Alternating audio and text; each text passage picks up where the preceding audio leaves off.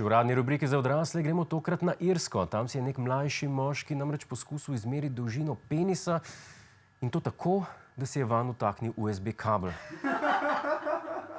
Ni znano, kaj točno je razmišljal, sklepamo pa, da je USB kabel prvič vtaknil narobe, ga pol obrnil, pa šele pol videl, da ga je že v prvo pravilno vstavil. Čeprav se metoda merjenja sliši precej boleča, pa predvidevam, da je veliko boljš, kot če bi si v penis vtaknil meter.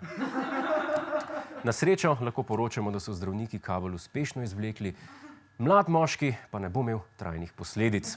Nismo pa prepričani, da lahko isto rečemo za USB kabel.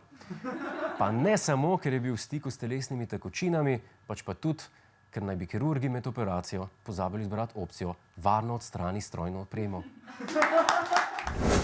Hej, to je naš YouTube kanal, klikni na ta gumb in se naroči, da boš na tekočem.